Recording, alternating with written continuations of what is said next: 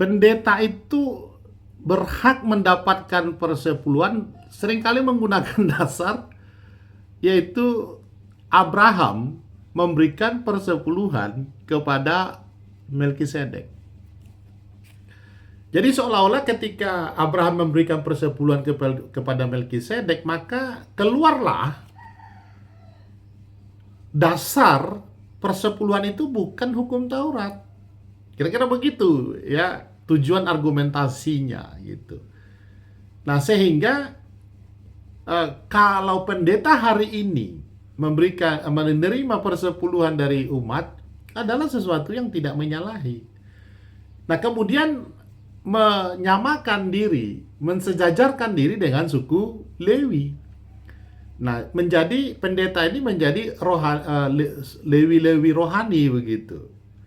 Nah, seperti Lewi yang mereka melayani di bait Allah, lalu olehnya mereka dapat persepuluhan, maka pendeta pun demikian.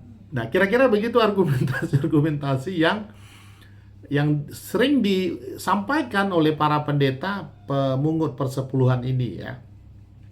Tapi mari kita dalami ya. Ibrani pasalnya yang ke-7 ayatnya yang ke-9 dan 10, demikian firman Tuhan. Maka dapatlah dikatakan bahwa dengan perantaran Abraham dipungut juga persepuluhan dari Lewi yang berhak menerima persepuluhan. Sebab ia masih berada dalam tubuh bapa leluhurnya ketika Melkisedek menyongsong bapa leluhurnya itu. Nah, kalau kita ekspos ayat ini, kita teliti ya, maka yang terjadi apa? Yang terjadi itu adalah suku Lewi yang memberikan persepuluhan kepada Melkisedek. Nah, di ayatnya yang saya baca lagi ya supaya dapat nih pelan-pelan nih. Ayat 9-10 dari Ibrani 7 ya. Maka dapatlah dikatakan bahwa dengan perantaraan Abraham dipungut juga persepuluhan dari Lewi